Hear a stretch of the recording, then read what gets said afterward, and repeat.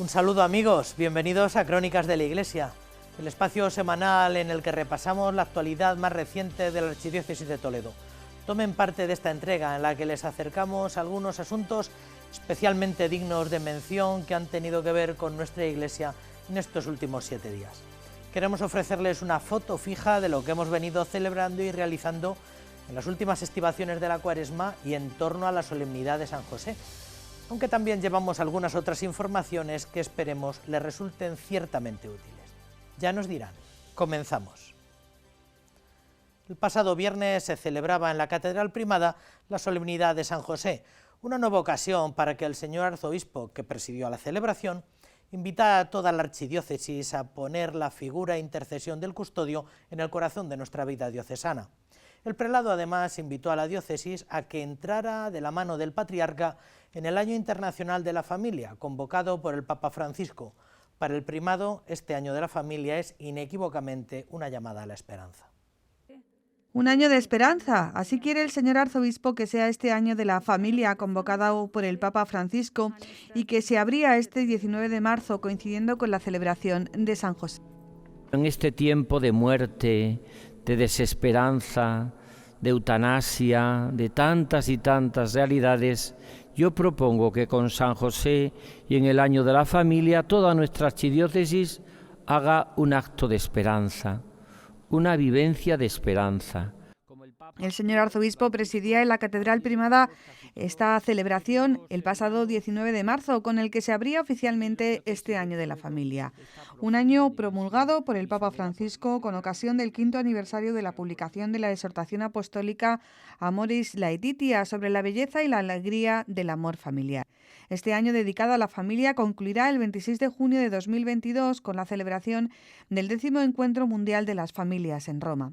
Para este tiempo de esperanza, don Francisco Cerro quiso proponer algunas claves. Una de ellas, presentar a San José como custodio de las vocaciones, custodio de la vida orante y custodio redentor, que cuida especialmente de nuestras familias.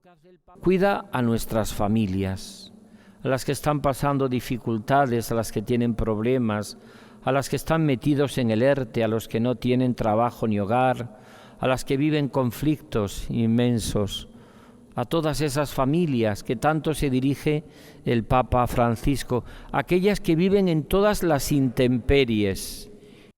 Al finalizar la Santa Misa, don Francisco encomendó nuestra archidiócesis al patrocinio de San José, ante cuya imagen, acompañado de una representación de los fieles, rezó la oración compuesta para esta ocasión, así como las letanías dedicadas al custodio de la Sagrada Familia. La celebración concluyó con la ofrenda de un báculo de madera ante la imagen de San José y que fue un regalo que recibió el señor arzobispo en una de sus visitas pastorales.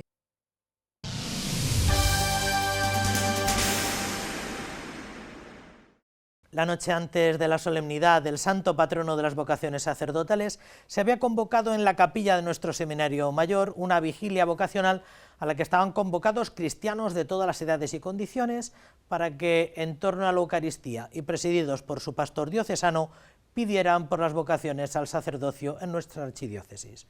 Don Francisco propuso a San José, varón de silencios y hombre cumplidor de la voluntad de Dios, como modelo de santidad para los futuros sacerdotes y para todos los jóvenes. Con motivo de la campaña vocacional y la celebración del Día del Seminario, el señor arzobispo de Toledo presidió este jueves la vigilia vocacional que se celebró en la capilla del Seminario Mayor San Ildefonso. Me gustaría hablar con cada uno de vosotros, los seminaristas, los jóvenes que habéis venido de distintos lugares, de distintas parroquias, para deciros 3 cosas y compartir la oración con vosotros. Estamos compartiendo la oración de las vísperas ya de la solemnidad de San José. Tendremos esta vigilia con algún testimonio que nos ayudará, pero me gustaría deciros como 3 claves. Yo hace años ya, muchos años, escribí un libro sobre San José titulado San José del Evangelio. Don Francisco Cerro explicó a los jóvenes que acudieron las claves que más le han impresionado siempre de este santo, patrón de los seminarios y padre de los seminaristas. El hombre profundamente buscando la voluntad de Dios, la persona que cree que para Dios nada es imposible, lo cual se une su fe a la fe de María, nuestra Madre, como dice el Papa en Redentoris Custode, Juan Pablo II, y es el hombre que promueve el Evangelio de la sencillez y la humildad. El prelado toledano reconoció que San José, como hombre de silencios, custodia y protege desde su amor entregado a toda la Iglesia.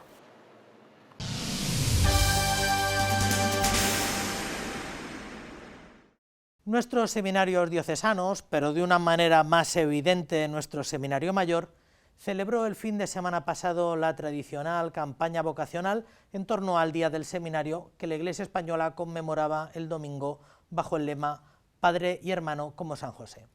Nuestra diócesis cuenta este curso con 62 seminaristas eclesiásticos que durante algunos días han participado de la pastoral parroquial, que es en realidad lo que se preparan a atender el día de mañana, donde han dado razón de su vocación. La Archidiócesis de Toledo celebra el próximo domingo el Día del Seminario bajo el lema Padre y Hermano como San José.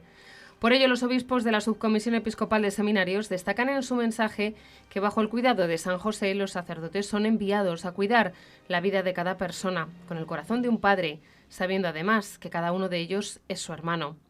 En su reflexión señalan que la misión de los sacerdotes transcurre en un continuo encuentro con Dios y con los hermanos, algo que también sucederá este fin de semana con los seminaristas que participan de la campaña vocacional. Un momento en el que aprendes de los sacerdotes porque cuando estás viviendo con ellos ya la vida no es como en el seminario, regulada por timbres, un horario, sino que te enfrentas a la verdadera realidad que vas a tener cuando un día, si Dios quiere, seas sacerdote. Más de 50 parroquias de la Archidiócesis de Toledo celebrarán este fin de semana la campaña vocacional, con alguno de los 62 seminaristas que participarán en ella.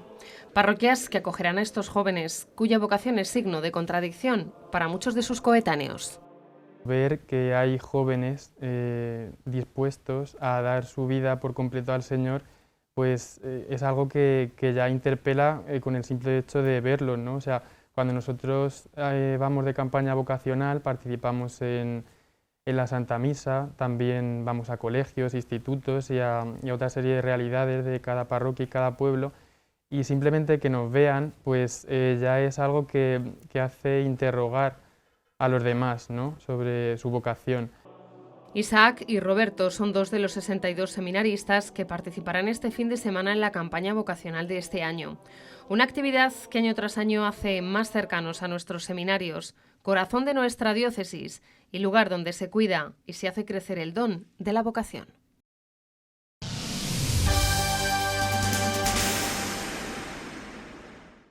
Estamos celebrando en estos días el 30 aniversario de la muerte del venerable José Rivera, sacerdote diocesano. La diócesis lo ha recordado con una misa presidida por el arzobispo en la capilla del seminario, donde además se bendijo una placa conmemorativa, con una misa el mismo 25, presidida también por el prelado toledano, en la parroquia Santo Tomé, donde reposan sus restos, y con la dedicación de la carta pastoral que nuestro señor arzobispo ha querido dirigir al clero diocesano con ocasión del próximo Jueves Santo. En don José Rivera, los sacerdotes y seminaristas encuentran siempre un modelo de vida. Así lo asegura el señor arzobispo de Toledo con motivo de la carta que ha escrito por el 30 aniversario de la muerte de este sacerdote toledano. Con este motivo, don Francisco, el arzobispo, ha publicado una carta en la que exalta unos aspectos fundamentales y muy vivos de la personalidad sacerdotal de don José. Una es la integridad de su personalidad sacerdotal, que era un sacerdote de arriba abajo, y también su amor a la Iglesia, un amor a la Iglesia que se traduce principalmente en el amor al Papa y en la fidelidad al magisterio de la Iglesia.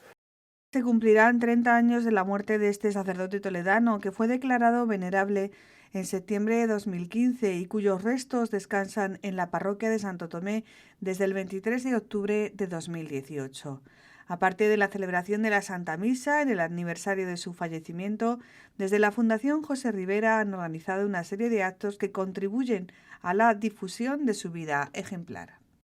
Son celebraciones que, lógicamente, en este momento pues nos ayudan a todos a reavivar nuestra herencia de este sacerdote y que esperamos que esto haga que crezca también pues el fervor, la devoción de muchos fieles y de muchos sacerdotes y seminaristas de cara a que nos encomendemos a la intercesión de don José, a seguir su ejemplo modélico de virtudes. Para conmemorar este aniversario, el señor arzobispo de Toledo bendecía una placa en la entrada de la capilla de San José del Seminario Mayor.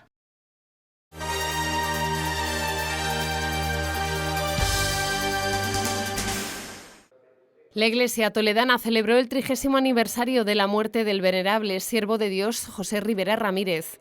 La parroquia de Santo Tomé acogió el pasado 25 de marzo la celebración eucarística presidida por el señor arzobispo de Toledo, que estuvo acompañado del obispo de Córdoba, don Demetrio Fernández, del párroco de Santo Tomé, don Ángel Camuñas y otros sacerdotes. Don Francisco presentó la figura del venerable sacerdote como la de aquel que quiso entregar la vida por los demás. Amaba tanto a los que Dios ponía en su camino, a todos los que vivían en las periferias, a todos. Era capaz de dar la vida por cada uno de los que Dios le ponía en el camino. Quizás esa sea un poco la experiencia que todos hemos tenido nosotros con don José. No le importaba, no se avergonzaba de llamarnos sus hijos, sus amigos, sus hermanos. Estaba ahí siempre. Y esto a veces le puede costar a una persona a veces dificultades y problemas. Porque a veces lo que hace uno solamente es acoger y aceptar y valorar y estar con la gente. Pero eso también lleva consigo una gran caridad, que está fundamentalmente en lo que este hombre vivió. Don Francisco bendijo la tarde anterior a la entrada de la capilla de San José del Seminario una placa para conmemorar este aniversario, de manera que sirva de recuerdo permanente para todos los seminaristas y formadores. Don Francisco además ha escrito una carta con motivo del 30 aniversario de la muerte del venerable, en la que asegura que en el siervo de Dios toda su personalidad era sacerdotal y desde cualquier perspectiva siempre resplandecía su sacerdocio.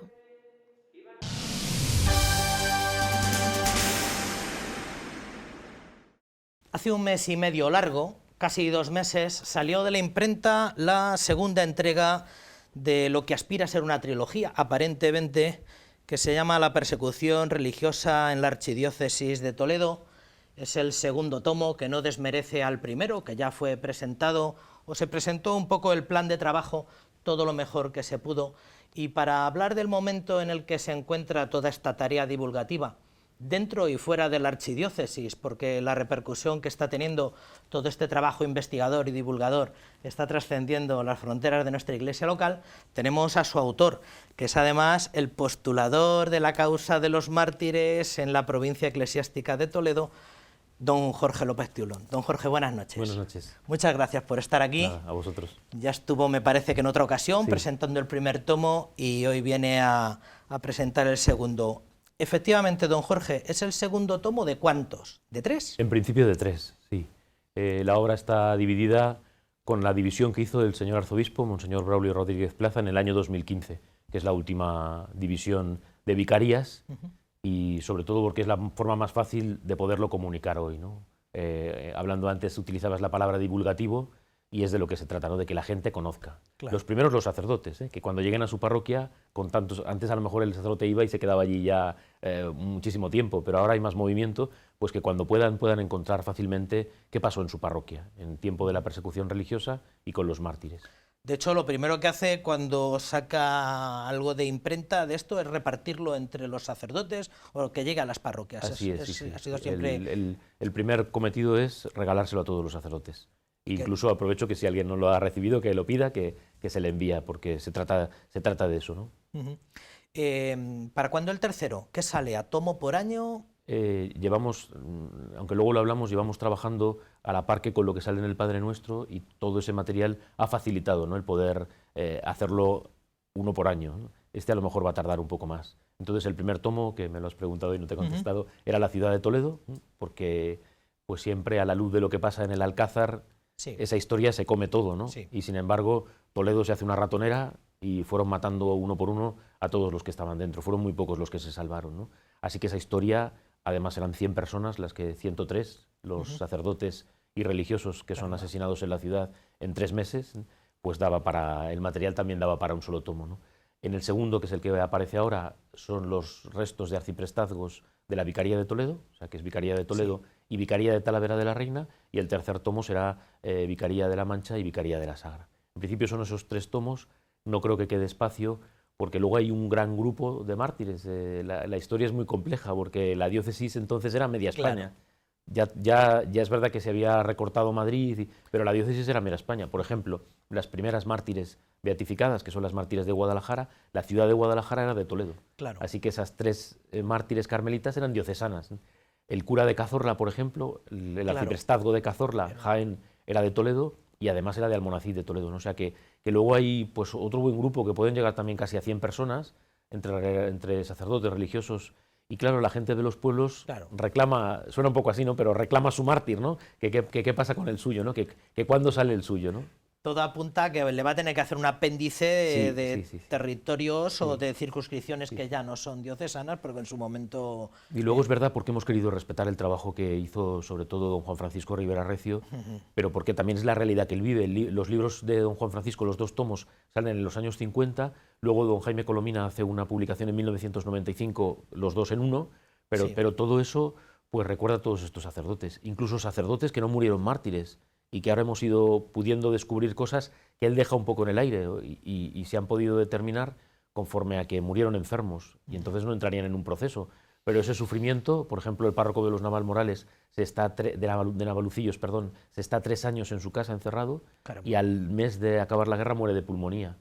Pero tú no puedes demostrar si ya tenía la pulmonía antes de empezar la guerra, y se desarrolla, o sea que, pero todo ese sufrimiento, pues yo creo que también hay que recogerlo, de vida religiosa, de las monjas. En fin, es mucho más complejo, ¿no? Porque de hecho el contexto es complejísimo. Gente muy testimonial, gente que fue igual víctima de unas circunstancias y gente, como dices, pues que murió, pero dices, hombre, inevitablemente sufrió aquella persecución. Tuvimos ocasión de publicar un libro que se llama Llamados a la Santidad, en el pontificado de don Braulio, con el tema de los seglares. Entonces sí que es verdad que estos 3 tomos, como don Juan Francisco, sobre todo trabajan el tema de los sacerdotes. Qué interesante. Pero sí que yo he querido poner, no solo en apéndice, porque algunas están beatificadas, por ejemplo, las mártires de Escalona, concepcionistas, que ya por eso, por ejemplo, ya ese monasterio no está, pero estuvo 4 siglos en el pueblo, la gente lo sigue recordando, ¿no? Y esas 2 religiosas, además, son asesinadas en Madrid, ¿no? Entonces, por eso que luego perfilarlo y unirlo todo y darle una cohesión es costoso, pero a veces pues nos lo hacemos traer bien. Tal vez una de las cosas que más ha impresionado dentro y fuera de la archidiócesis, por supuesto. Acostumbrados como estamos a obras divulgativas, pues tal vez más monográficas, más pequeñitas. Usted ya tenía algunas, de Toledo Ciudad Mártir, Martirial y algunas otras. Es el volumen. ¿Cuántas páginas lleva publicadas en estos 2 tomos? Pues te lo digo exacto, el primer tomo son 607 páginas y este segundo se ha ido a 631. O sea que en torno a las 600. También más no, por una cosa práctica, porque si no se pasa del kilo para poderlo mandar por correo. Pero, o sea que ha sido así, ha salido así, y seguramente el tercer tomo pues también irá en torno a esas páginas. De hecho, este tenía varios apéndices, por ejemplo, sale el pueblo de Cuerva en el segundo tomo, y ahí están las carmelitas de Cuerva, y tienen un diario interesantísimo, ha habido que quitarlo. Una cosa más piadosa de un seminarista que luego le matan a los 2 meses de ser ordenado sacerdote en Navahermosa, pero igual pues ha habido que quitar cosas para poder mantener estas 600 páginas y no alargarnos. Todo apunta a una obra de 2000 páginas, que ya es una obra muy seria para ser de una circunscripción diocesana. Hay obras que han aspirado a tener alcance nacional y tampoco han sido tan amplias como esta. Es también por dejar vías abiertas, también para estudios académicos. O sea que repito que me ha gustado esa palabra cuando hemos hablado antes, porque no hay nada malo en lo divulgativo, se trata de que se conozca, porque yo siempre digo, no nos inventamos las vidas de los mártires. A lo mejor el sacerdote que va nuevo, joven, no conoce nada. A lo mejor en el pueblo ya se ha muerto toda la gente que conocía la historia y no saben. Pero están, lo digo siempre, las fotos en la hemeroteca y están como llamándonos, ¿no? Que estamos aquí, cuéntanos, esa historia fue así. Esto deja pistas abiertas, todos estos periodos dejan pistas para que alguien diga, por lo que dice, pues este diario o esta correspondencia, todo eso da pie para... Hay sacerdotes que escribían en periódicos y tienen muchísimos artículos. Don José Polo, el de la Catedral, a lo mejor preparamos alguna cosa porque tiene un montón de material, pero hasta viajes a Tierra Santa y poder ver fotografías hechas por él, de cómo era Tierra Santa en los años 20, o sea que hay para hacer montones de cosas, ¿no? Pero esto era lo fundamental, ¿no? Otra de las cosas que más impresiona es la cantidad de documentos gráficos, porque estamos acostumbrados igual a que todos estos catálogos se hacen de una manera más académica. Mucha letra, mucho pie de página con referencias a archivos y a centros de documentación, y usted incluye pues fotos del momento o que ayudan un poco a entender el contexto. ¿Tiene catalogadas las referencias documentales que tiene? Nosotros somos de otra época y aunque Sí. nos hemos subido al carro de Internet, yo sigo haciendo las cosas en Word, pero por poder poner la foto en su sitio. Porque claro, si yo luego le tengo que dar, en el primer tomo son 409 fotos, en el segundo 520, al que me maqueta le vuelvo loco. Claro, ¿no? claro. Y alguna vez, algunos libros, ahora vamos a sacar unos sobre religiosas, vienen esos cuadernillos de fotos, pero yo sí quería que la foto se viese en el sitio. Y normalmente, además, todo lo robado, todo lo pedido, todo lo usado, tiene su cita. Por ejemplo, en el primer tomo, Eduardo Sánchez Butragueño, que es el gran referente aquí de la fotografía, Claro. le pedí y además generosamente nos ha cedido derechos y poderlas publicar, ¿no? Pero sí que, en principio, o por hemeroteca, que ahí no hay que reclamar derechos, o por quien nos haya dejado las fotos, se ha podido escapar algo, pero normalmente siempre me gusta poner quién escribe qué y quién, cuando hacíamos la misa por COPE durante 5 años, decía un sacerdote, tú no digas quién lo dice, que parezca que... Hay que decir, hay que decir las fuentes, sobre todo por eso, porque eso también dará pie a que académicamente se pueda trabajar. Claro, que se sepa por dónde tirar del hilo, ¿no? O por dónde vienen las cosas. Y dónde están las cosas, ¿no? Claro. Uno de los frutos de la Ley de Memoria Histórica, ya del 2007, fue que se digitalizó todo. Claro. Y a nosotros nos ha venido bien porque lo encuentras todo, claro, todas las fotografías. Que hacen ver con mucha claridad primero lo que tenían y lo que perdieron en el tema de retablos, por ejemplo, ¿no? Y luego lo que se hizo, las barbaridades que se hicieron en el tema del arte, ¿no? Pues todo se encuentra ahí, además con una calidad muy buena. Hombre, o la digitalización de la prensa, Todo, claro. que es un esfuerzo que se ha hecho en esta última década, también favorece. Pues todos los primeros años era trabajo de biblioteca y de, Claro. y de pedir horas. No y de, tiene que irse y de, uno a la y de- Biblioteca y de no Nacional terminar, aquí a... Claro, y de no terminar, y ahora no tiene nada que ver. El castellano está digitalizado por la propia biblioteca, pero también por el ayuntamiento. Entonces, desde casa, a lo mejor no hay un periódico que te lo encuentras en el otro sitio. Para ampliarlo, para verlo, no hay gasto de fotocopias. Es que ha cambiado toda la investigación, ha cambiado absolutamente. Eso iba a decir, esto hace 20 años sería mucho más complejo, pero bueno, no deja de tener, porque bueno, ya sabemos que son cerca de 2.000 páginas, o aspiran a ser 2.000 y algunas páginas, un montón de referencias documentales muy complicadas de cuantificar. Perdona, hemos hecho una cosa también aparte, por ejemplo, todos los obispos auxiliares que son poco conocidos, pues una pequeña biografía, porque ordenó al sacerdote mártir, ¿no? Entonces casi desfilan todos los obispos auxiliares desde finales de siglo, desde el cardenal Sancha, cuando es obispo auxiliar de Madrid, que ya ordena alguno, hasta Gomá, que es el último que ordena, los más jovencitos, ¿no? ¿Y esto es un trabajo de cuántos años, don Jorge? Bueno, pues el nombramiento lo recibo en el año 2002 y casi desde entonces. También tengo que dar las gracias a toda la casa de Canal Diocesano y antes a Padre Nuestro, porque eso ha sido una plataforma, ¿no? En ese lenguaje coloquial, pues en alguna diócesis a mí me han dicho los sacerdotes que al año les decían, ya dejamos de publicar esto, que siempre es igual, siempre nos acaban matando. Y digo, estas vidas son así. Y yo llevo desde el año 2004 publicando en el Padre Nuestro. Ya queda poco, pero claro, eso me ha servido para estarme exigiendo el trabajo y para ahora poder sacar esto, claro. Esto es el trabajo de 2 décadas de su vida, Sí. que no es poco. Sí. Y mencionaba Padre Nuestro, ¿cuántas entregas en el Padre Nuestro? Que también ha sido motivo, pues, de algunas bromas y... Sí. Pero bueno, ¿desde cuándo lleva Jorge publicando aquí en la contraportada del Padre Nuestro? Pues ya ¿Cuántas digo, entregas? Desde el año 2004, desde julio, lo he mirado, que no me acuerdo, desde julio del 2004, que fue la primera, cuando ya se anuncia que va a haber la beatificación de 13 sacerdotes de la diócesis, en el 2007 será, pero desde el 2004 empezamos la primera entrega y todavía no hemos terminado, ¿no? Y yo tengo calculadas 295. Luego hay un poco de lío, porque cuando hay casos llamativos me alargo un poco más, cuando son seglares me gusta explicarlo más. Sí, hacía varias entregas consecutivas. Y luego a veces he quitado cosas yo que luego he publicado en el libro, porque a lo mejor no eran tan interesantes, o por poderlo publicar todo, porque luego pues también, como decíamos coloquialmente, la gente decía, el mártir de nuestro pueblo, ¿cuándo ha salido? ¿Cuándo sale? ¿Cuándo sale? Entonces... ¿Y le queda mecha para cuánto tiempo? Pues yo espero que poco, Pero claro, todo esto además se ha disparado, porque en realidad yo lo que soy es postulador. Yo desde el principio no tenía que haber hecho un trabajo histórico, pero claro, es verdad que ¿qué hacemos con todo esto? Además, yo he tenido interés luego no solo de regalárselo a los sacerdotes, sino que en cuanto ha pasado el año lo hemos subido a internet y cualquiera puede descargarse el libro gratuitamente, porque ya está hecho el estudio, pues que se conozca, ¿no?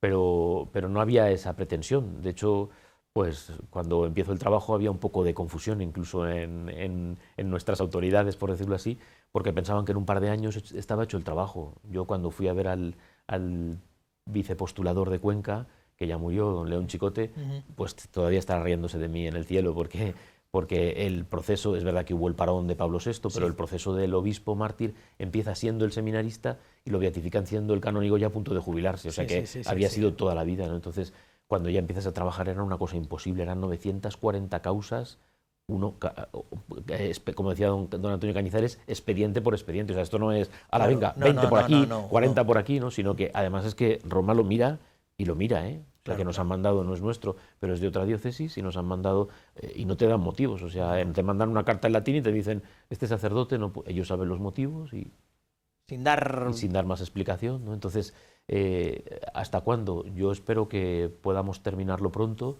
y sobre todo eso, gracias a Dios ahora hay muchos sacerdotes jóvenes con historia para que pues puedan seguir tanto lo histórico, porque es muy importante, ¿no?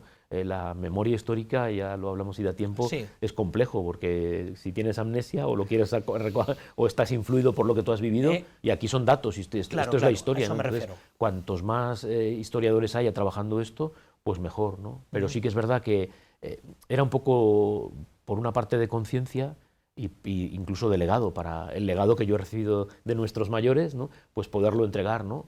Más amplio y más trabajado, pero porque no se olvide. O sea, insisto siempre mucho en eso. Son los sacerdotes que trabajaron en nuestra diócesis. Don Jaime Colomina, que luego fue otro de los que trabajó muchísimo, decía que desde Santa Leocadia, es muy fuerte, que desde Santa Leocadia no se había derramado sangre martirial hasta la persecución religiosa. Entonces son de esas cosas que dices, que esto no puede pasar desapercibido, ¿no?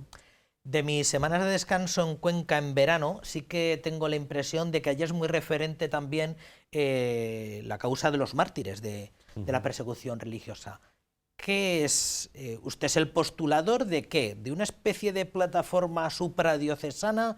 ¿Qué tipo de ente y qué papel juega el ente y usted dentro del ente, que es un poco el que lo tripula, ¿no? Más que yo, el arzobispo. O sea, aquí la dificultad ha sido que llevamos 3 papas. Es verdad que sucedió lo de Benedicto XVI, llevamos 4 prefectos de la congregación, ahora viene el 5º, y en algunas diócesis llevamos 4 obispos, o sea que ha sido una cosa que se ha dilatado muchísimo en el tiempo. Entonces, lo que crean los obispos o sea, hay que remontarse al año 2000, en donde Juan Pablo II hace un homenaje, memoria litúrgica, de todos los mártires cristianos en el año 2000, pues de los 2000 años de cristianismo, ¿no?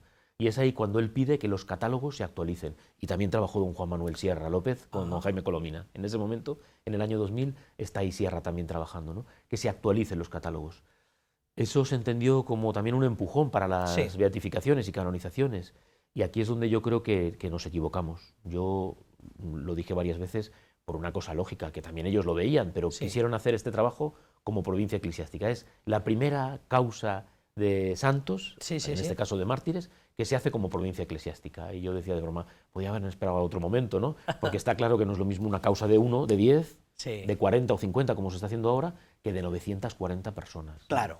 De hecho, la Sagrada Congregación, al final, en el año 2002, en el año 2012 ya llegamos a un acuerdo para hacer un grupo de 464 personas. Entonces, ahora la historia es 7 causas con una sola cabeza, que es Toledo, ¿vale? O sea, son las 5 diócesis de Castilla-La Mancha, más la diócesis de Ávila, que entonces esos pueblos eran provincia de Toledo como ahora, pero eran diócesis de Ávila, lo que llamamos la Campana de Oropesa, más los franciscanos. 7 causas, nosotros somos de 100, Cuenca tiene 88 mártires, Ciudad Real tiene 100, no más de 100 podían ser. Y en total suman 464. O sea que al principio ibais casi con 1000 y os con dijeron, todos, ¿pero con dónde todos, vais? porque además es que también en Roma, por eso digo que es que estaba entonces don José Luis Gutiérrez de relator, y ya aquí ya nos arreglaremos. Si hay algún caso que no está claro, ya aquí lo quitaremos. Pero al principio era un poco como todos, pero no en mal sentido, sino se fían también, porque claro, luego si no allí te sacan a ti los colores, o sea, tú tienes que mandar bien el trabajo hecho, ¿no? Con lo cual se fían de ti, pero todos los que tuvieran que entrar, que entrasen. Y entonces por eso se crea, como has dicho bien, pues esta plataforma, ¿no? que ya está por la propia provincia eclesiástica, solo que se suma Ávila y 6 o 7 familias religiosas. Es un organismo propio, usted es el postulador, tiene representantes Entonces, yo soy el postulador y luego en cada diócesis están los vicepostuladores. Creo que en alguna congregación hay también un... Sí, el padre Marcos, por ejemplo, que en todo este tiempo ha ido, ha venido, ha estado en Guadalupe destinado, ahora está aquí el padre Marcos Rincón, está aquí destinado en San Juan de los Reyes y es el vicepostulador de los franciscanos.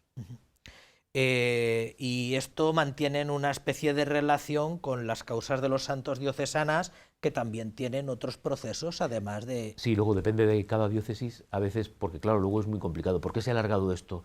Pues también porque las familias se quejan, y se quejan con lógica, pero claro, yo soy capellán de un colegio, soy confesor de comunidades, tienes más tareas. El vicepostulador de Albacete ha sido el canciller secretario de la diócesis, ¿no? Entonces, a veces las mismas diócesis, por pequeñas o por falta de clero, tampoco pueden, ¿no? Entonces, normalmente hemos tenido reuniones a lo largo de todo el tiempo, pero sí que es verdad que ahora estamos un poco estancados, ¿no? Y estamos ahora con la venida de don Francisco, estamos deseosos de podernos ver. Claro, también ha sucedido todo esto, ¿no? Nos hemos estado reuniendo al principio casi mensualmente todos, ¿no? O por lo menos 6 reuniones al año seguro, ¿no? Y entonces tenemos ya enviado a Roma la diócesis de Ciudad Real y los franciscanos, que la mayoría son de aquí de Toledo, ¿no? Y ahora está pendiente Cuenca, Albacete y Ávila. Y por acotarlo en el tiempo, ¿cómo llega don Jorge usted a esto? Porque saben que ha escrito, tiene algo de literatura divulgativa sobre el tema y dicen, ¿usted aquí cómo llega usted aquí? Por obediencia, como todo lo que hacemos, ¿eh? Yo me marchaba a las misiones. Entonces no teníamos ni Moyobamba. En el año 2001 estaba yo yendo a un hogar para niños con síndrome de Down en Guatemala y me marchaba 2 años. Tenía el permiso hecho, mi casa recogida, mi madre convencida y me marchaba. Me marchaba el 1 de julio y el 10 de mayo, pues don Miguel López Santana, al que también recordamos, que fue el que lleva la causa del Beato Liberio, pues acabó enfermo y ya no podía hacerse cargo, ¿no? Entonces coincide todo esto, ¿no? Que yo me marchaba, que yo creo que se puede hablar con libertad, y ¿no? Que un par de sacerdotes pues no lo aceptaron, ¿no? Que había una situación concreta de premura por parte de Roma y se me pidió, por eso digo que no sé si al irme yo 2 años se me pidieron esos 2 años y hasta el día de hoy. Entonces, bueno, pues yo no tenía escrito, por no entrar tampoco en cosas personales, pero a mi párroco de Barcelona, yo viví en Barcelona hasta los 16 años, le habían matado a su padre por tener al sacerdote en casa. Familiarmente nosotros no habíamos tenido ninguna cosa así, tampoco en guerra, no había pasado nada. Pero sí que eso lo vives desde niño, desde los 6 años que estoy con él, pues oyes esos relatos, ¿no? Y todas esas historias martiriales sí que las conocía, pero eso cuando me lo piden no lo saben.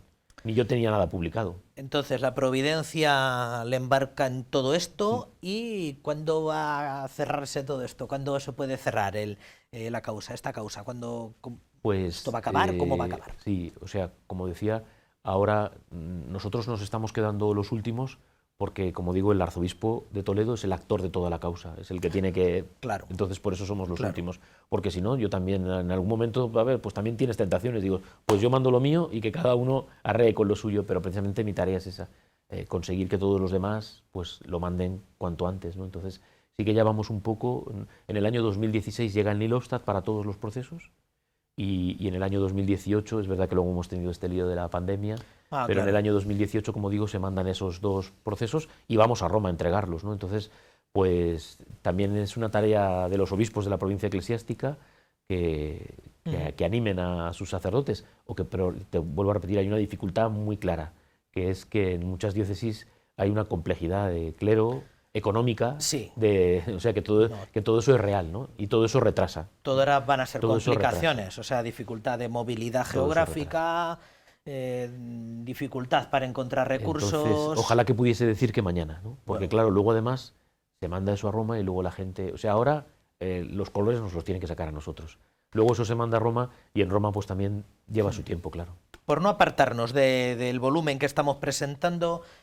usted tiene muchos volúmenes ya. ¿Cuántos tiene registrados? Pues luego he escrito de algunas otras cosas. De toda Juan Pablo II, de todo lo que usted... Me parece que son 28 los que he escrito. 28 volúmenes. muchos ya martiriales. Sí. Algunos en Edivesa, Sí, otros que son un porque poco... desde el principio coincidimos con el padre Puche y hicimos una colección allí en Edivesa. Sí. Y ahí hay casi 10 tomos de otros autores también. También eso, como dices, por divulgar. Coincide con el año 2007 cuando se publica esa colección y luego se ha ampliado un poco y, por ejemplo, ahí hay un tomo muy bueno que es el de las religiosas mártires. Sí. Luego a mí me pidió el padre Puche, que era muy divulgador para estas cosas, ¿no? Como con el libro del Evangelio, pues un año martirial que no existía. Sí, el ¿no? mártir de cada día, sí, que yo creo que se ha trascendido las fronteras de la archidiócesis. Luego, numerosos blogs de... Luego yo ya me he salido de ese mundo editorial porque lo que me interesa es esto otro, ¿no? Poder tener libertad para poder yo, porque con una editorial empiezas a firmar y al final casi se te llevan a los santos, ¿no? Claro, dices, claro, lo siento, claro. pero no. Eso lo iba a decir, en medio de toda su obra bibliográfica sobre Juan Pablo II y muchos otros temas, tiene ahí una especie de médula espinal que es de martirial. ¿Qué lugar van a ocupar estos 3 volúmenes? Pues para nosotros lo central, porque era lo que yo quería, como digo, el poder llegar a la diócesis. Y claro, la última llamada me ha venido de Argentina, de una señora, de un tío suyo, sacerdote, que entra en el proceso además. Entonces, Internet es lo que ha conseguido que eso se pueda llevar a todas partes, ¿no? Y como te digo, pues por supuesto no tengo nada contra el mundo editorial, ¿no? Y el libro del Cardenal Segura lo hemos publicado en la Catedral, o sea que me parecen muy bien todas esas vías. Pero yo creo que a este otro nivel... pero yo no quería comercializar con los mártires, ¿no? Me parecía que era para directamente eso, mandarlo cuanto antes a Internet y que se pueda leer aquí y en Alaska. No es raro, lo ha mencionado a lo largo de la intervención, porque menciona sacerdotes, personajes casi mitológicos de nuestra archidiócesis, ¿no? A menudo así entre la broma o el chascarrillo eclesiástico no faltará quien diga... Bueno, si esta es la obra de don Juan Francisco Rivera un poco actualizada, ¿no le importa que le consideren deudor? ¿Hasta qué punto se considera deudor? ¿Hasta qué punto puede decir, bueno, esto es un poco más que el gran catálogo del doctor Rivera? Estando en el seminario mayor, se murió don Juan Francisco en el año 1991. No le tuvimos de profesor y no pude tener trato con él. Pero es que tocar... Lo que él escribió a mano, y en papeles donde él dice todavía no sé lo que pasa en esta zona porque todavía están en guerra, en la parte más hacia La Mancha, ¿no? Pues ya solo eso, ¿no? O sea que yo casi a veces entro de rodillas, ¿no? O sea que no tengo ningún problema. Es verdad que tú lees la posición que se hace para la causa de beatificación, dice, qué pobre está esto, ¿no? Porque el tema martirial lo que tiene que trabajar es que le mataron por las causas martiriales. Ese es el trabajo fundamental, ¿no? Entonces, tampoco se entretenían más, no había tiempo.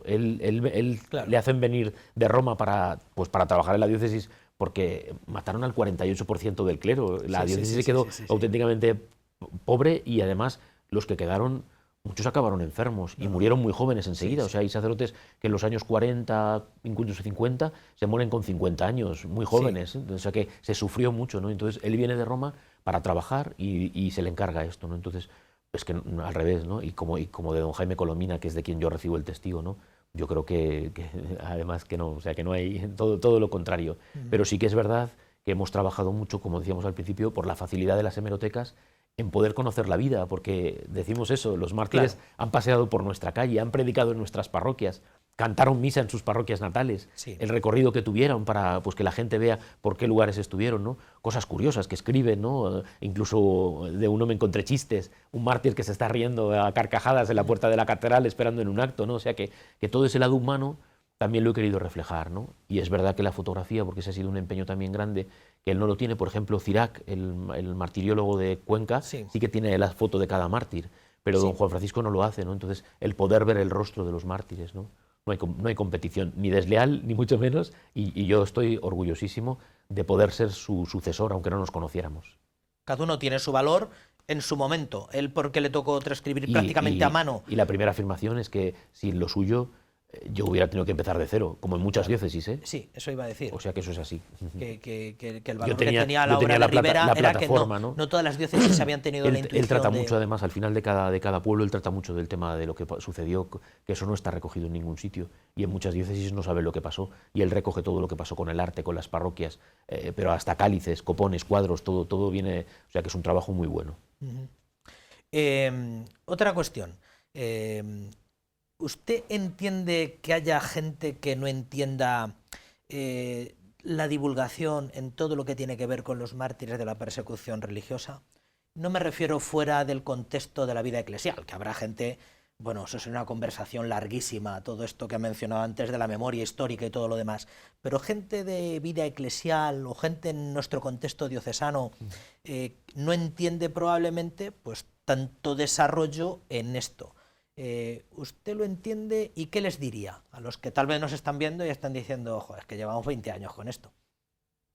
Primero, por lo que utiliza la mayoría de las diócesis y la conferencia episcopal, esa expresión de testigos de la fe. Primero porque se les mató por lo que representaban, e incluso pues es que al señor que tenía la tienda de velas aquí en Toledo se le llevó a la Zocodover y allí se le mató solo porque era, no por más. Entonces, ¿es verdad que lo podemos olvidar todo? Pues la Iglesia, por eso me gusta siempre distinguir. ¿Quién le cortó la cabeza a Pablo? Pues tendría nombre y apellido y familia. Sí. No nos ha interesado nunca. No entramos en esa guerra, porque luego al final la siguiente pregunta lleva a esa guerra, ¿no? Claro. De división, de encarnizamiento. La Iglesia ha querido conservar desde el principio, desde el primer mártir, desde San Esteban, que ahí sí que dice que estaba Pablo, aunque no tiene que ver, pero pues todo ese relato martirial, ¿no? Y eso, de repente que la diócesis se quedara así la mitad del clero, los seglares en movimientos para la gente que pertenece a la adoración nocturna, a la acción católica, que era lo que había, ¿no? Pues la Pola del Moradiel, la adoración nocturna de la Pola del Moradiel, por ejemplo, tanta gente tan testimonial. Que está ahí en esa lápida todavía de recuerdo, o sea que, porque lo tenemos que hacer, yo creo que es nuestra obligación, o sea, yo no lo busqué, la Iglesia diocesana me lo pidió, pero ya una vez te metes, claro, yo podía haber esperado los 2 años y decir, ya el tercero, que ya he estado 2, me voy, yo ya he cumplido, ¿no? Pero es verdad que recibes una responsabilidad. Y es verdad que, bueno, tampoco me hago problema. Que son cosas de teulón. Bueno, pues no tengo problema, ¿no? Como cuando las exhumaciones, ¿no? Sí. Bueno, pues el poder recuperar las reliquias, como ha hecho la Iglesia siempre, pues no he tenido ningún problema en los 20 años, ni uno solo. Es verdad que no me muevo mucho en redes, ya. Pero el correo electrónico lo tiene todo el mundo y la gente me escribe para mandarme fotos, para corregirme. Ahora de un pueblo me han dicho, esa foto desde siempre se ha dicho que está mal, esa foto siempre se ha dicho que era el pueblo y no era del pueblo. Bueno, pues quiero decir que la gente se comunica conmigo, ¿eh? Yo todas las semanas tengo líos nacionales y diocesanos, ¿no? Por favor, un mártir y no sé qué, y les intento ayudar, ¿no? Pero sí que no podemos olvidar. La pregunta es, ¿por qué? Porque no podemos olvidar la memoria litúrgica, diríamos nosotros, ¿no? Porque la nuestra excede, ¿no? Porque ya, claro, hablamos de los que van a ser reconocidos por la Iglesia, o no, pero ya la Iglesia les da la categoría. En cuanto tú entregas los listados en Roma, la Iglesia ya les da el título de siervos de Dios. Pero en el caso de los que están ya beatificados, porque están en el cielo, ¿no? O sea que nos encomendamos a otra parte de la archidiócesis que está en el cielo, hacia la que también tenemos que mirar. De manera que se trata como una tarea eclesial, no es como un antídoto a distintas posiciones, porque hay gente que puede llegar a entender, bueno, claro, como ahora estamos en otro asunto de memoria histórica, de fosas comunes en Manises y todo esto, pues hay gente que utiliza esto como antídoto. Pasó en las beatificaciones del 2007, ¿no? Coincide ya porque se van agrupando aquella beatificación de 498 mártires, van saliendo por grupos y cuando ya acaban los últimos sale la ley de memoria histórica de Zapatero y en las noticias, en los periódicos. O sea, se puede hacer, otra tesis doctoral que se puede hacer es cómo desde el año 1987, de las beatificaciones de las de Guadalajara hasta Benedicto XVI, en la prensa se viene abajo el tema. Se acepta que la Iglesia pues hace las beatificaciones y ya es muy raro, a lo mejor en algún artículo en El País, alguna idea de fondo, ¿no? Pero cuando sale la ley pega una explosión todo otra vez. Sí. Pero entonces yo ahí ya decía, es que las causas se introducen en el pontificado de Juan XXIII. Claro. Somos atemporales en ese sentido, o sea que primero por el momento en el que sucede y luego porque la Iglesia lleva trabajando, que ha coincidido en el 2007, mire, lo siento, pero no es un enfrentamiento. En alguna radio me han preguntado, ¿qué le parece el tema de las...? Pero si es que si yo tuviera a mi padre, claro, ¿qué hacía bueno, uno de los políticos? Llevar a una anciana de 90 años que su marido estaba debajo de una autovía. No la habían sacado y habían puesto... Pues es normal, te pones a llorar con ella, un poquito de empatía, eso es lo normal. Claro. Pero sí que es verdad otra cosa, porque eso lo hacemos nosotros. Las fosas las abro yo, claro. Con dos señores que por la diócesis y por amor a la diócesis lo hacen gratuitamente, y pico y pala, y lo hacemos nosotros. Los forenses que nos ayudan, nadie ha cobrado un duro. Si yo supiera que mi padre está en una cuneta, yo no tengo que esperar a ninguna asociación. Yo voy con mis manos y lo saco, porque estamos en el año 2021, ¿no? Sí. Eso es así. Entonces, luego también eso, habría mucho que hablar de las asociaciones, porque luego la gente quiere llevarle a la iglesia, o sea, gente asesinada, victimada, como decimos, por Franco, por el franquismo, ahora, o sea, 70, 80 años después, quieren ir a la iglesia y no les dejan, o rezar un responso y no les han dejado, o sea que habría mucho que hablar, ¿no? Entonces, respeto, pero respeto para todos. Quedan un montón de preguntas, como sabe, porque estará la parte como más sesuda y le emplazo a que antes de que acabe el curso pastoral y una vez que pase la Semana Santa, en Pascua, otro día que pueda venir aquí a Toledo, hablar un poco de todo esto, porque lo tenía aquí apuntado, qué valoración le merece que la gente quiera enterrar a los suyos, que lo estaba mencionando. Lo normal. Y luego también hablar un poco de todo esto. La diócesis, perdona, a ver, suena un poco, la diócesis soy yo, ¿no? Pero yo voy en nombre de la diócesis. Nosotros estamos trabajando con el máximo representante que trabaja directamente con Pedro Sánchez, que es don Francisco Echeverría, con consultas constantemente, porque también quieren, por eso que cuidado, porque también ellos quieren que los nombres de los sacerdotes que nosotros creamos que pertenecen a esos listados puedan estar en esos listados. Claro. Por una exposición que se va a hacer a final de año monográfica y con fotografías, pues para que colaboremos. Ellos nos han ayudado en la fosa de Camuñas, o sea que no hay ningún problema. A veces el problema está más en cabezas de sesudos que quieren más la confrontación que otra cosa. Sí. Parece que es más... Y luego además eso, pues que cada uno en su campo. Sí, es como... Sí que nos ha dolido pues homenajes a gente que fueron asesinos. Pues eso, sobre todo en la zona de La Mancha, con nombres y apellidos, pues es muy doloroso, porque la gente perdonó. Claro. Y eso son historias dolorosas. Sí. Entonces, por eso que habría mucho que hablar y había mucho que distinguir y separar. Bueno, pues para otro día, de verdad que hablamos un poco de cómo se lleva a cabo esto, temas que va sacando usted como cerezas, ¿no? Esto cómo se financia, qué tipo de relación tiene con la administración, con Echeverría, que es probablemente hoy el que representa un poco la autoridad forense nacional. Pero de momento le emplazamos a la gente que le eche un vistazo. Igual les parece inmediatamente un poco abigarrado, porque es mucha información en 600 páginas. Es para leerlo despacio. Sí, incluso para hacer búsquedas a través del índice, pero emplazamos a la gente que lo pida de consulta, que lo adquiera. ¿Se puede adquirir en...? Sí, lo tenemos sobre todo en la librería de Talavera de la Reina y se puede en la librería de la Casa de la Iglesia. Pero vuelvo a repetir, que tengan un poquito de paciencia y como ya se pueden entretener con las 600 primeras páginas, pues ponen el título, La persecución religiosa en la Archidiócesis de Toledo, entre corchetes se pone PDF y te sale en la primera búsqueda. O se acerca a su archivo parroquial, a su casa parroquial, o habla con su sacerdote de referencia, que seguro que lo tiene por allí. Muchísimas gracias, don Jorge. A vosotros.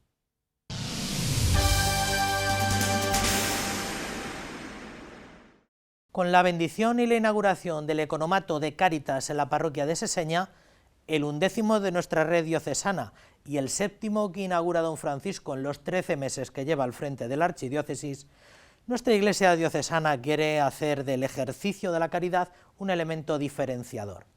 Un nuevo economato abierto, una nueva educadora social contratada y una nueva organización a través de Cáritas Interparroquial que ayudarán a dignificar la atención de las familias más necesitadas desde Cáritas Seseña. Se trata de hacer el bien, hacerlo bien y hacerlo como testigos de los pobres. Es la propuesta de la Archidiócesis de Toledo para el ejercicio de la caridad a través de Cáritas Diocesana. 11 economatos están ya abiertos en nuestra archidiócesis que responden a esta máxima y que además implican una renovación en todos los sentidos, para las parroquias que los acogen, para los sacerdotes y para el voluntariado y los profesionales. Se trata de tener una atención más personalizada, más humana y más llena de caridad hacia la persona. Y para eso tenemos que renovarnos. Continuamos con toda la labor que se ha hecho durante años, pero al mismo tiempo pues renovamos la institución y nos renovamos también a nosotros mismos para dar un mejor servicio a los más necesitados. En el caso de Seseña, además de la apertura del economato, la localidad se ha reorganizado en una Cáritas interparroquial dirigida por el sacerdote Juan Leonardo Pollicino, que contará además con la asistencia de profesionales, como es el caso de una educadora social. No solo nos quedamos en ofrecer un apoyo de alimentos, sino que se pretende dar un apoyo integral viendo los aspectos o las carencias que a lo mejor tiene cada familia para que consigan evolucionar por ellos mismos y que en algún momento no necesiten el apoyo de Cáritas. Se trata de responder a las necesidades actuales con soluciones acordes a las mismas, tal y como ha destacado el señor arzobispo durante la bendición de las nuevas instalaciones del economato de Seseña. A una situación nueva, retos nuevos, también respuestas nuevas. Yo creo que Cáritas diocesana va por esta línea de, ante una situación que vivimos de dramatismo, dar una respuesta adecuada a problemas que nos desbordan muchas veces, pero que tenemos que estar ahí cerca de la gente, especialmente de los necesitados. Don Francisco ha recordado a algunos sacerdotes que han sido fieles testigos de los pobres, como don José Rivera, el sacerdote don Justo González, párroco de Seseña durante muchos años, o San Alberto Hurtado, de quien toma el nombre el economato, jesuita chileno que ejerció su ministerio en los años 50, destacando por su amor a los pobres y su defensa de los derechos de los trabajadores.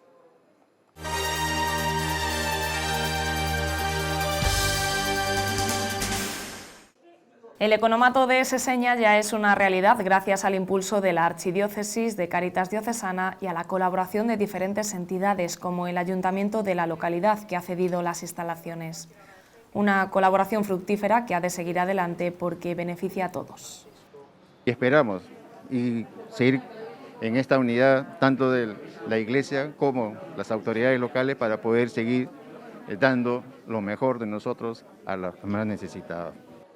En este tipo de iniciativas es indispensable también la labor de los voluntarios, que una vez más son los agentes de caridad de una parroquia, en este caso Seseña. Y ahora con esto del economato, pues igual, porque aquí antes preparábamos bolsa, le dábamos de todo un poco, y ya no es decir le doy lo que yo quiero o lo que tengo, sino ellos van eligiendo lo que más necesitan, ¿sabes? Y de esa forma yo creo que va a funcionar muy bien. Este economato es el 11º abierto por Cáritas Diocesana y el 7º desde que don Francisco Cerro es arzobispo de Toledo.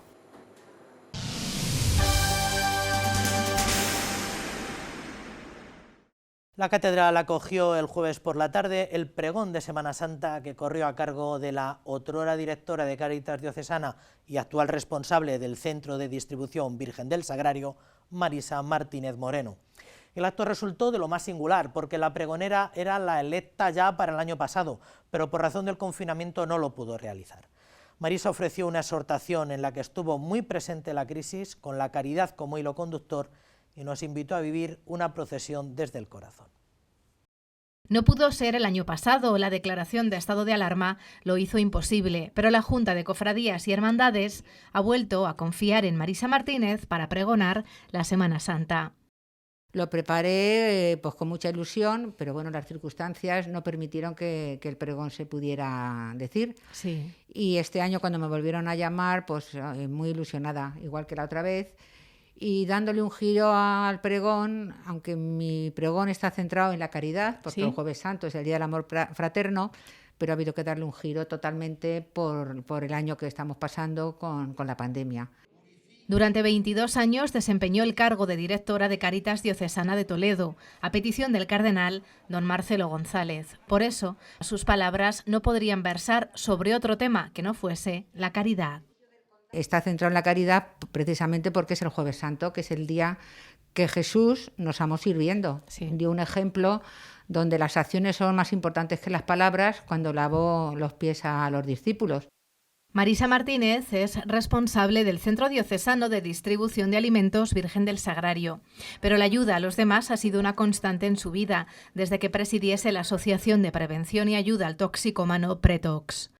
Tengo una amistad personal estupenda desde hace muchos años que nos presentó mi prima Paloma Gómez Borrero a Luis Santana, que es uno de los barítonos mejores de España. Entonces le dije, ay Luis, que me han dicho que voy a ser la pregonera de la Semana Santa, y me dijo, a ese pregón tengo yo que ir a cantar. Digo, ¿qué me estás contando? Y qué alegría, qué tal y qué cual. Luego se suspendió y tal, y entonces pues este año lo más bonito del pregón va a ser él. Todo ello estará presente, aunque también recordará su forma de vivir la Semana Santa desde niña y contará con la voz del barítono Luis Santana.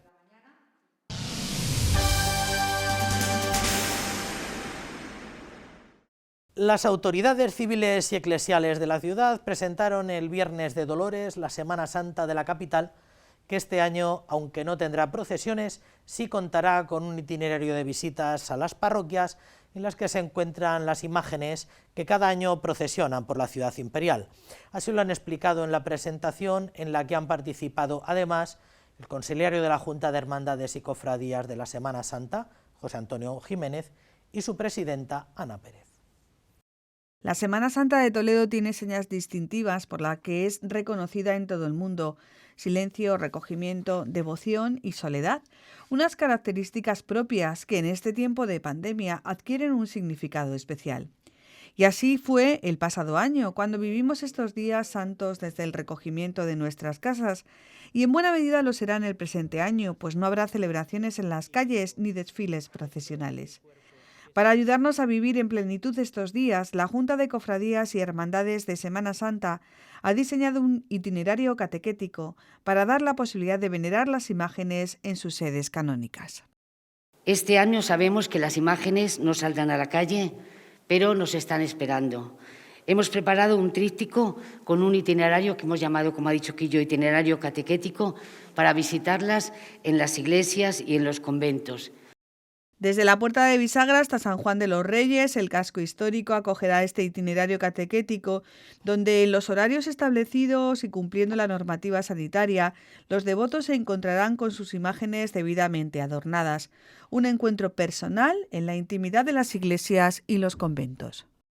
Será, por tanto, una Semana Santa desde la esencia de alma, corazón y vida, en palabras del señor arzobispo. Creo que tenemos que seguir trabajando para que verdaderamente la Semana Santa vuelva a lo que ha sido siempre y a lo que es. Y este año lo haremos con alma, vida y corazón, como sabéis hacerlo los cofrades y las cofradías, con vuestra entrega, con vuestra generosidad, con vuestro sacrificio.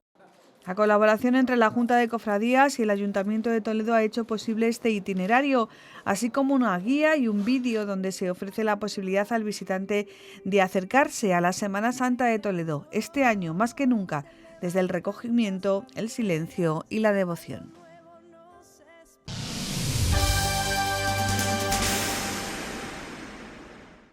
Y por cerrar el capítulo de invitaciones para vivir la Semana Santa, no podemos dejar de lado que el señor arzobispo se dirige a toda la comunidad diocesana a través de su escrito dominical, lo podrán encontrar en Padre Nuestro, para invitarnos a vivir con plenitud la experiencia cristiana de la inminente Semana de Pasión. El texto del arzobispo lleva por título Una Semana Santa para volver a lo esencial y nos recuerda que es imprescindible celebrar por dentro para servir por fuera en una Semana Santa nueva, pero no distinta de lo más esencial.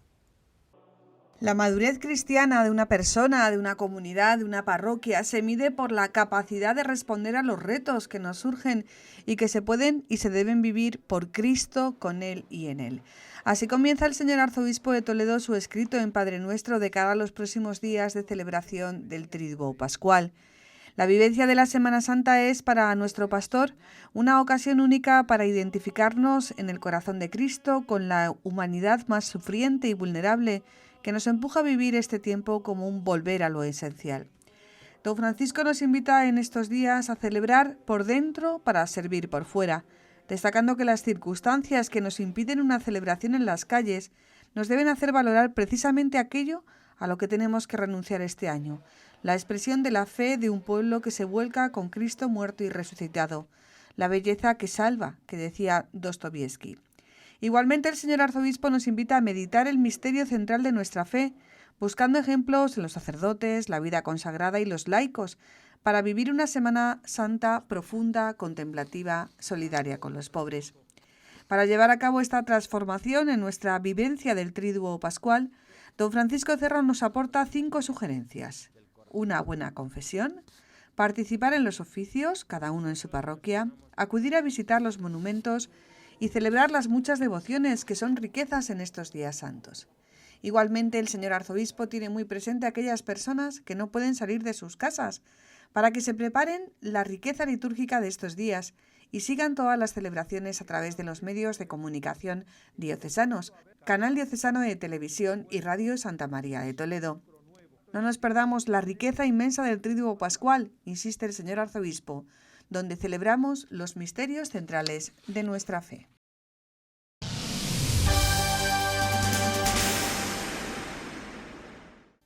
Muy bien, pues hasta aquí nuestra crónica semanal. No les emplazamos a la semana que viene porque estaremos todos celebrando, si Dios quiere, el Tríduo Pascual. Con esta entrega cerramos nuestro trimestre en las puertas de la Semana Santa y les deseamos un feliz reencuentro en la Semana de Pascua, aquí en el mismo sitio y a la misma hora. En cualquier caso, ya saben que pueden mantener el pulso eclesial en el canal de YouTube del que dispone Radio Televisión Diocesana. Quédense por ahora con la mejor programación, que es la que humildemente podemos ofrecerles. Sigan siendo prudentes, que tengan unos días santos. Hasta pronto.